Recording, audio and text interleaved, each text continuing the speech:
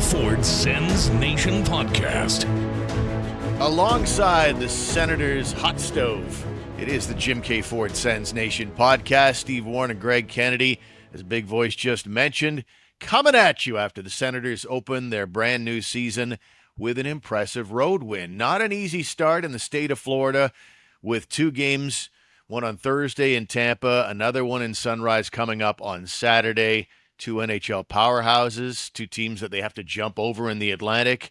They got off kind of a rough start for the Sens on Thursday night, Greg, but they come away with a nice comeback 5-4 victory over the Lightning. First of all, how are things, and what did you think of the game? Things are good, Steven. Really, it was two games in one, right? But we were talking before we turned the mics on here. It's sort of the difference between a Travis Green Sens team and a DJ Smith Sens team. I think a Sens team in DJ's time might have folded up the tent and gone home. But Travis Green has preached, and you hear his post game, you hear his pregame, any media avail. He always talks about, take the next shift, take the next shift. We stick with the game plan. We just do what we do, and things are going to happen. There's no need to panic. And that was clearly evident after the first period. I thought the Senators really dominated the game from there on out. Especially, they had another one of their patented 17 or 18 minutes without giving up a shot on goal.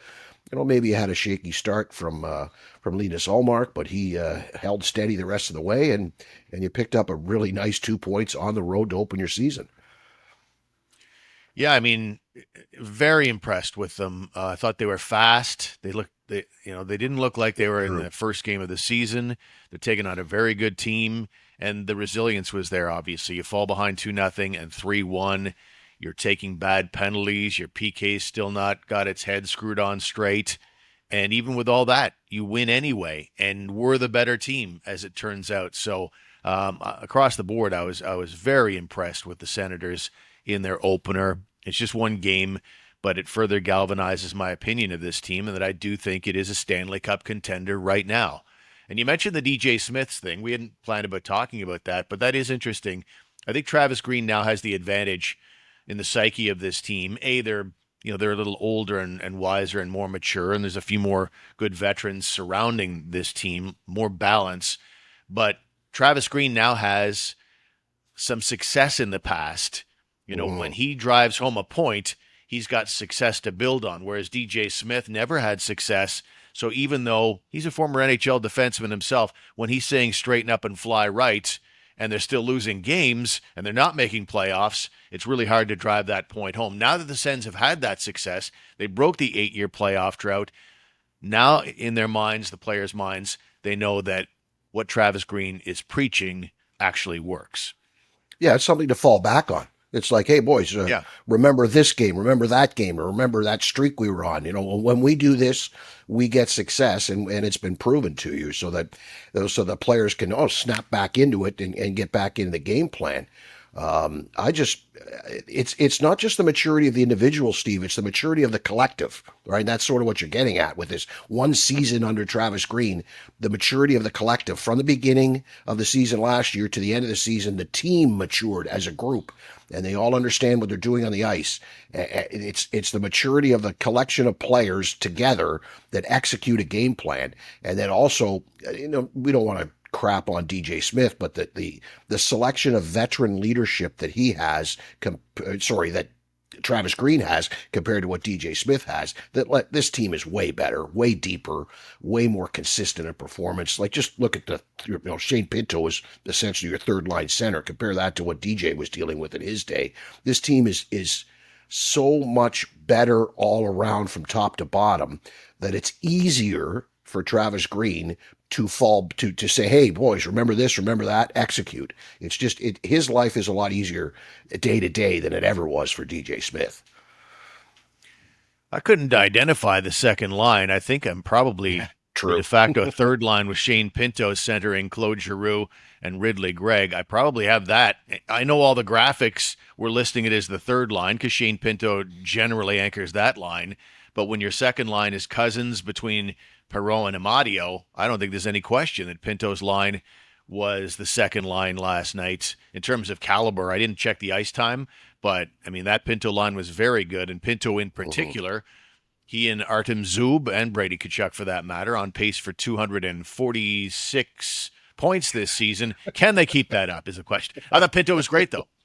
Yeah, yeah. I should clarify. I said that, DJ Smith had Shane Pinto as a third line center. Yeah, he did, and he probably still is to this day. But it's just a young, very young Shane Pinto was the third line center in DJ Smith's days. I found it interesting that it was Amadio who filled in for Batherson, and I'm wondering if that's simply a matter of, look, Claude and Giroux and Pinto and Greg are going to play together all year, so let's not touch that line. We're missing Batherson here. Let's take Amadio, put him there. Maybe it's because Amadio is the fourth line right winger when everybody's healthy. Maybe he's not that third line guy. So it's Amadio who moves up to play with Perron and Cousins. And you're right. That line, it wasn't exactly effective 100% last night. It was more about the Pinto and Greg and Giroux looked great too. That whole line looked good, dominated the game. The only bad part, I guess, was the penalties and the PK, right? Other than that, that was a pretty darn good game. I'd agree. Yeah, I mean, you look at that line with Cousins, Perron, and Amadio. I think Amadio's put there because Cousins is still, the jury's out on his two-way play, and Perron's not the fastest guy either. And I think Amadio's a level of sort of defensive conscience on that line is my guess. But, I mean, Giroux would have looked fine there as well. To me, it's an either-or thing. But, I think there's also, you look at Giroux and Pinto, they've made some great plays over the last couple of years. That little bumper pass that Giroux likes to try to get to Pinto. They seem to have some chemistry there, and so we'll see if that line stays together. But, I mean, Pinto, if he's going to play like that, holy cow, what is he looking for in a contract next year? So he's off to a great start, and just what the Sens want. They'll worry about contracts later. There was a one play, well, for start, what got into Artem Zub? It wasn't just that he got, it wasn't that he had a goal. He gets a goal a couple of times a year, but he gets the goal, and then he suddenly he seems to have all this confidence with the puck, and he's shooting, and he's delaying with the puck, and creating opportunities and lanes for himself.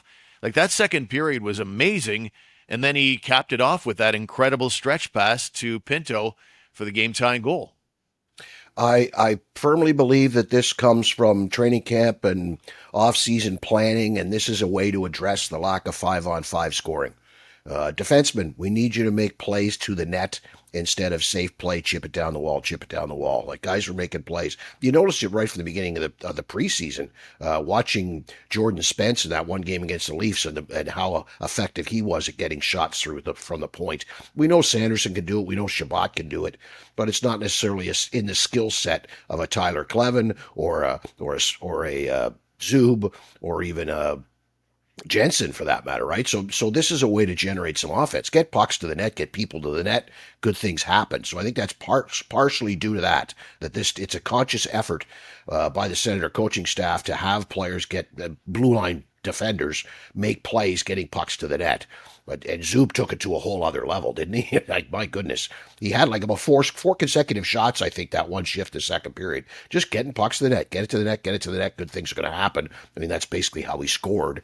And you're right about that pass, man. Wasn't that a beauty all the way from goal line to far blue line? Tape to tape, beauty pass.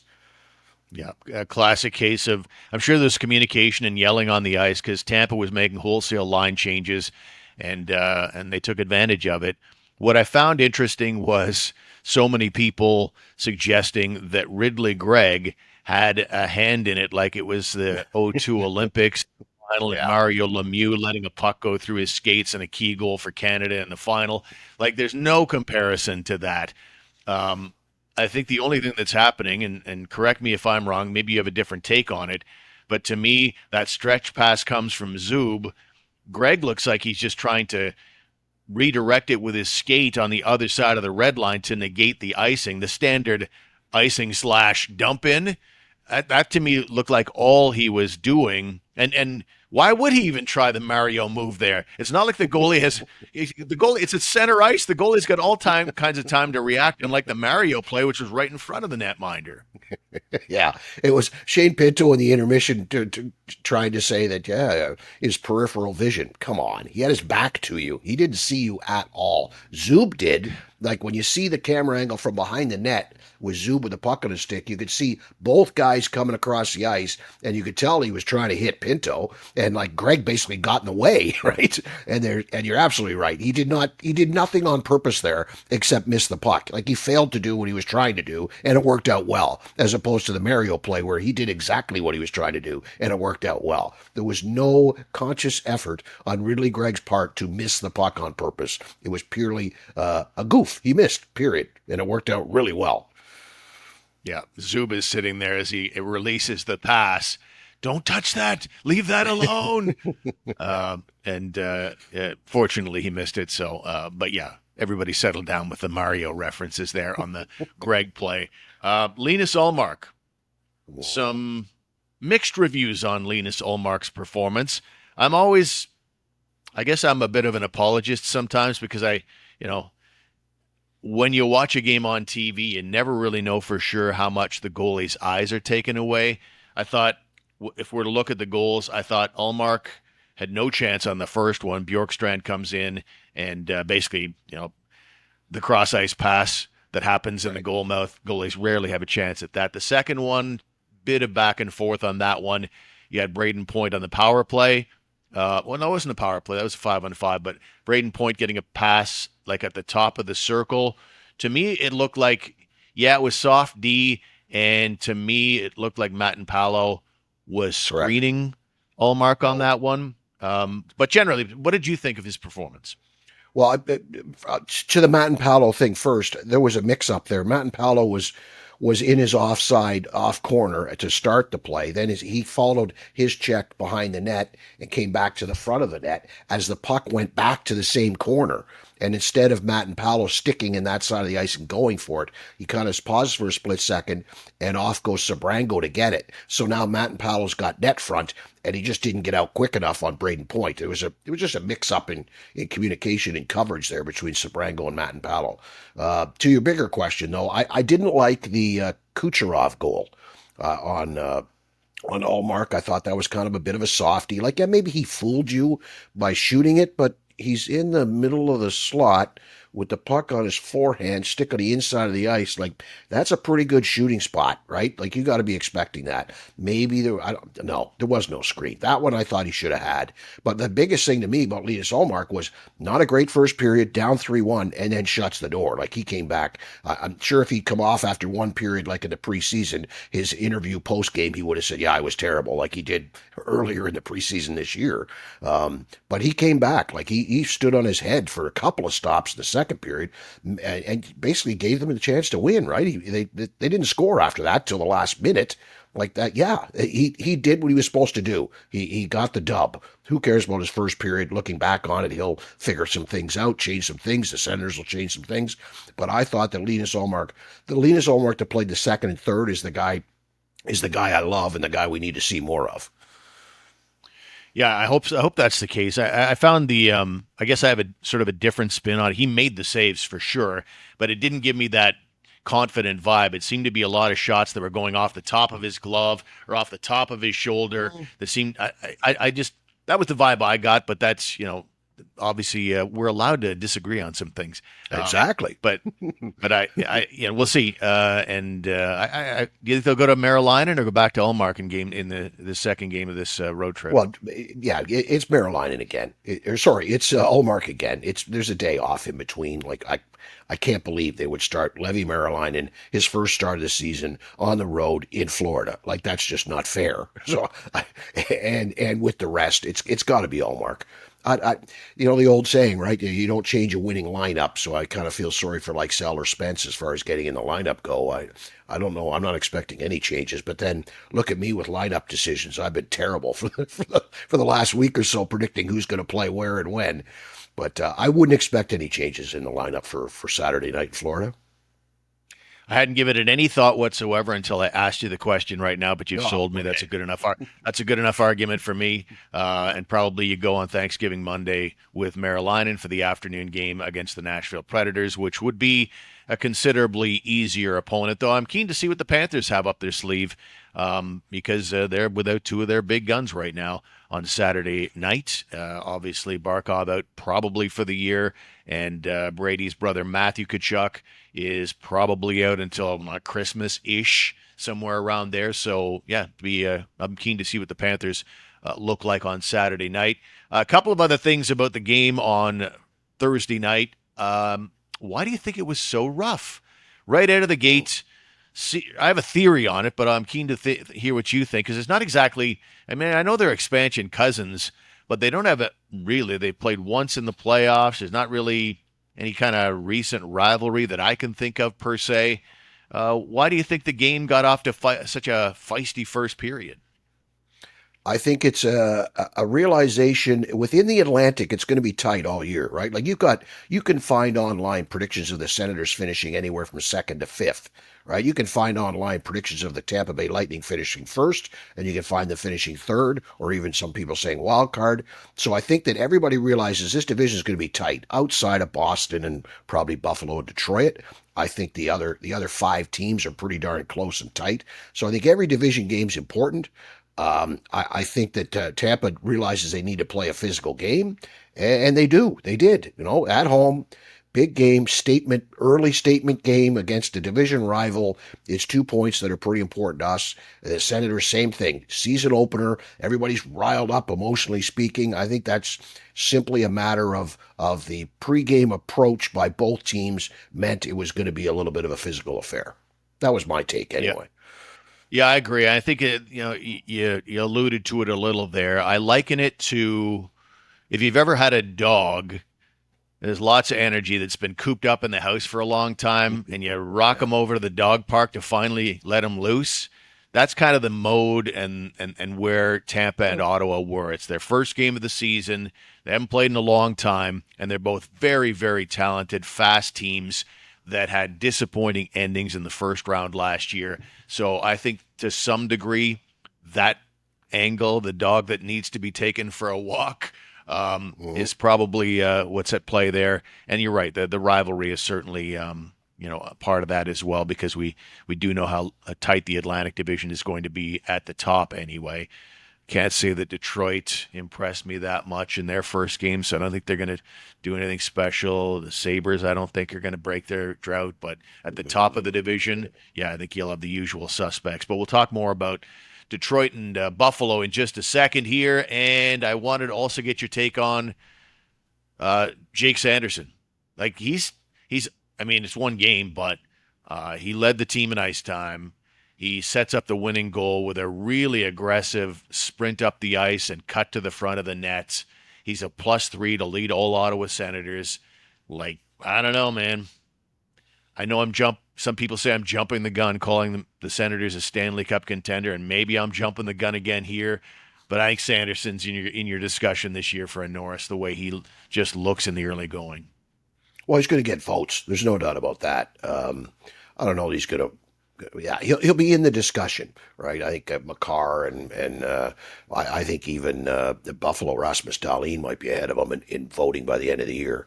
But Makar and Hughes are definitely up there. But anyway, to the point of how he played, it's speed, it's anticipation, it's stepping up at the right time, it's being in the right position to begin with. Like you look at the Pinto. What it didn't end up being a game-winning goal, right? But you look at or did it? Yeah, the Pinto goal. Where Sanderson charges up the left side, makes the play, and Pinto's there for the rebound. Really, it starts being in the right position in the neutral zone. He's up ice enough that he's on the back of his winger instead of being back at the blue line because the guy's at the red line. He's up close enough that when that pass comes up the ice, he can anticipate it, jump quick, steal it, pinch it off on the wall, and take it the other way, all in a matter of like 0.5 seconds or something. That's the type of play that really there hasn't been a defenseman around here in a long time that makes those kind of decisions and those kind of plays, right? Some may say it's risky, but it wasn't, because he was in the right place at the right time and jumped on it. So he keeps making plays like that because he's smart enough. It's the top and the bottom of the body. The top's the brain, the bottom's the legs. He's got both going, and he's going to look good all year long. Another wild prediction. Mark it down. Jake Sanderson is a point-a-game defenseman this season. Boom! Well, you want him in the Norris conversation, it's going to come down to points, right? For sure. Yep. You Yeah. can't be in the Norris discussion, according to the voters, unless you are putting up major points, which is kind of silly when you think about it, but Right. it is what it is. And speaking of defensemen, who are not of the point-producing variety, but are very effective, I thought Nick Jensen looked like a guy who had never been injured. I thought, I mean, he's a veteran out there, and he's not going to blow you away with anything on the offensive side of things, but he had a rush up ice skating wise where I was like, he looked really fluid and just fine. Jensen's, again, you wouldn't know. He just had hip resurfacing surgery back in May. Right. Yeah, he's a solidifier. He's a stabilizer, right? He just sort of stabilizes things with Shabbat, but also stabilizes everything within the full six-man unit. It may have been a surprise that it was Matt and Sabrango in the bottom pair. I mean, we could talk about that later, but Jensen playing with Shabbat just stabilizes Shabbat.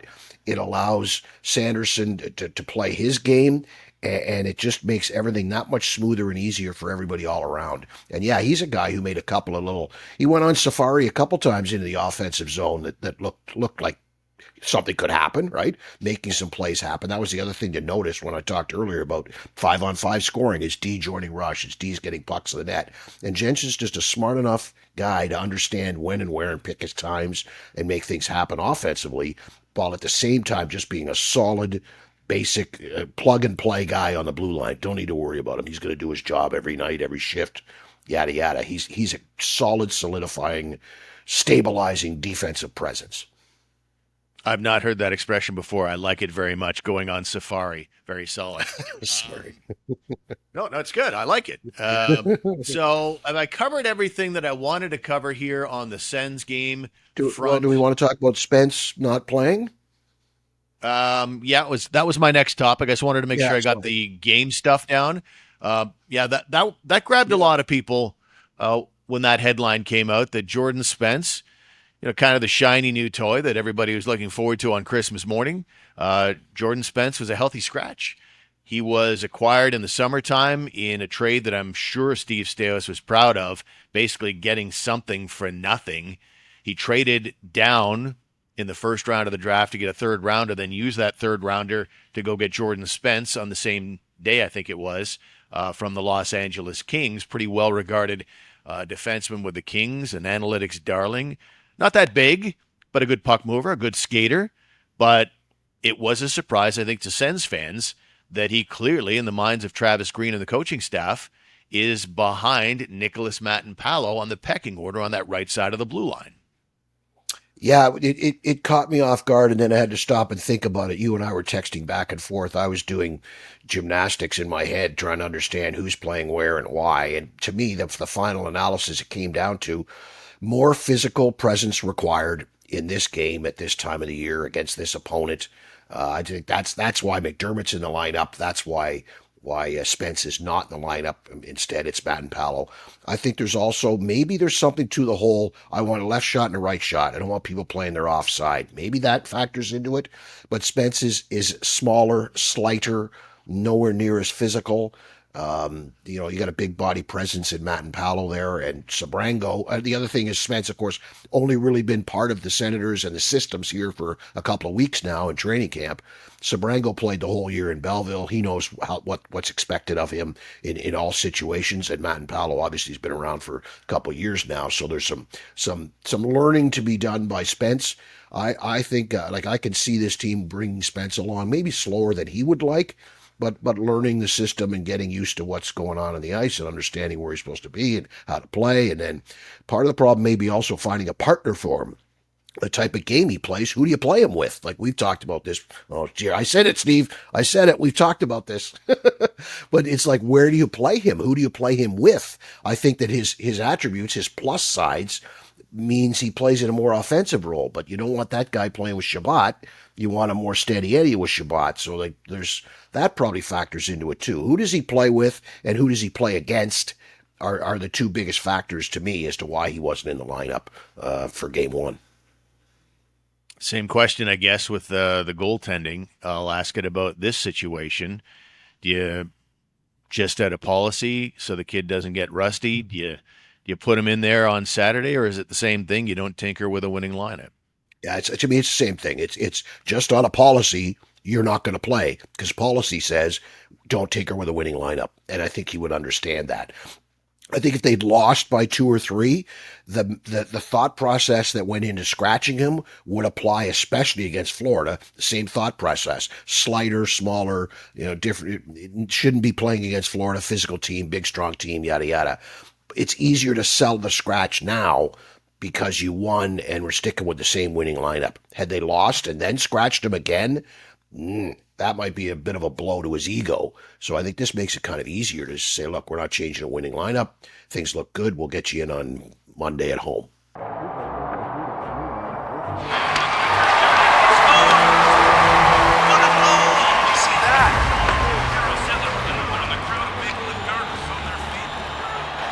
Look, I've played a lot of games. The great ones you'll remember. That's what these lights do. They turn moments into memories. Legendary lighting. Celebrate is the real deal. Permanent lights, year-round style. As I move on to the next subject, I want to preface it by doing something that I don't do nearly enough, and that's talk up your coaching credentials. For God's sake. Well, no, I need to do it because we're about to talk about the X's and O's of the game, and I don't think I do it enough. So when I took my High Performance 1 coaching certifications, you were one of the teachers. You're one of the coaches that coaches the coaches. And so you work with Hio, and you've done a lot of that. You've been doing that stuff for years. And so you have a big background in coaching. You're Team Lebanon's men's national team coach. You've coached university. You've coached junior hockey. So you have a good background in this. So I don't do it. I almost never do it, and neither do you. Okay. But you do have a great background in this stuff. So let me ask a question on the X's and O's front. Yeah. The penalty kill is driving a lot of Sens fans crazy. This saggy, passive diamond they've got going on their penalty kill, and it looked really loose again when Tampa scoring a couple of goals after the Sens took 2 ill-advised holding penalties. Not that any penalty is well-advised, but they just both seem to be neutral zone, kind of lazy, and they paid for it with a penalty kill that didn't bail them out. Again, it seemed like it was way too loose, but maybe it was better in the game. But what would you do with the PK with the Ottawa Senators? What's your criticism of it now? Can it be better as is, or would you change up and do a different kind of system? Okay, D-zone wise, they play a diamond against an umbrella. Nothing wrong with that. Standard fare, every team's going to do it. Their problem is passive versus aggressive, when to be aggressive. And that's what's killing them, is that when do I jump out on this flank guy? And I think it comes down to the D. Think of the D as being on an arrow kind of thing, like there's an arrow to the net. When it goes to one of these guys in the flank, a D's got to step out and force that guy. Or if it's over on Kucherov's side, that D has to be favoring the flank guy on this side a little more stronger and taking away those passes. When you sit there in a diamond and you're passive, they're just going to move the puck around until they find somebody.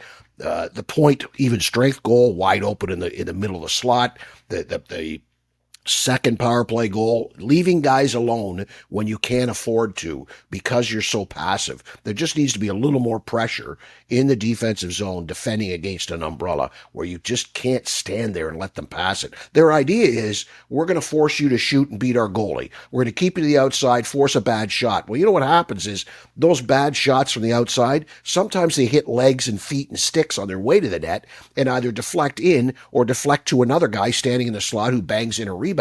So giving up those shots is fine if the goalie gets a clear look at it and can make a save. But when you're that passive, you're allowing all these shots, you're allowing all this puck movement, and it just, in the end, it kills you. You can't just keep standing around hoping they're going to take a shot into a goalie's chest and we're going to clear it. And that to me is the number one thing. They're too passive in their diamond setup in the D zone. Is it fair to say that the best penalty killers are the ones who can read and react in terms of making that decision as to whether to just contain or attack? The ones who can process that quickly, because it is a fast process. Mhm. I think the best penalty killers can see a puck is about to be passed to a guy, and they can identify almost before the puck gets there whether it's going to be a pass that the receiver has trouble with, like maybe he's getting it on his backhand or maybe he bobbles it. They can see it coming before it happens, knowing, okay, he's going to have trouble with that pass, time for me to attack, versus that's a clean pass, he's going to have no trouble with that, I'm going to contain. Is that fair to say that the best PK guys are good at that? Exactly. It's when do you pressure, right? You pressure when the back is turned. You pressure when he has poor puck control. You pressure when you have more support defensively than they do. But the other big pressure is you pressure on a pass. So you need to read the pass that's coming and pressure on the pass. No, don't wait till he gets it. And if he bobbles it, then I'll pressure. It's if you can be there before the puck gets there. It's particularly the ones from the top of the umbrella that are long, deep passes down to a flank guy who's gone down deep. That's a long pass, a long way to go. That's a pass that can be pressured. And that's where I was talking about the D stepping out on flank guys. They need to do a better job of reading that. Now, obviously, body position, stick position, right? Bodies in shooting lane, sticks in passing lanes. That goes without saying. But it's pressuring, not just pressuring, but pressuring at the right time, in the right situation, the right way. Like get your body in the shooting lane. Get your stick in the passing lane, but read a pass coming from the top of the umbrella down to a flank and get out on that guy. Like jump. Get some pressure. That's the biggest thing that's missing. And you're absolutely right. It's read and react. Pressure versus contain. And the Sens just seem to be their threshold between contain that jumps to pressure is no. It's off kilter. They need to pressure more. They need to read it quicker and jump faster. I call this segment Coach's Corner. I think that's available now, right? I think that's as names go, I think that's a free agent. We might just sign it up right now. So there it is, your Coach's Corner. I'm not going to use that, but that's what we'll call it for today. Moving on, though, how bad are you feeling for Josh Norris, the former Ottawa Senator? On Thursday night, the Buffalo Sabres, they're playing a game, and Norris is taking a face-off in the neutral zone at the offside dot. And do I call it the offside dot? The neutral zone dot, one of them. Anyway, I know. I feel badly for that. Do I even host a hockey podcast? Anyway. At least you didn't say offsides. Yeah, true. The neutral zone dot. I don't like that at all. Anyways, he takes a face off and he just goes to the ice. And I've not heard any diagnosis, but it certainly, I mean, he dealt with an oblique and he's dealt with a shoulder and many shoulder surgeries. It's something, but unfortunately for Josh Norris, man, I don't know if he's ever going to get right. You? Well, he did, and he didn't return. Had you seen it? Like I saw it. I clipped and sent it to you. Had you seen it before I sent it to you? Had you heard it? No. No. Then you had the exact same reaction. My immediate reaction when I saw it was, "Oh my God!" Like not again, right? Like, and that was your reaction back to me via text. Was like, "Oh my God!" Poor guy. Like he looked good earlier in the game. He was in his spot on the right flank, taking one tease in the power play. He had a pretty decent game up to that point.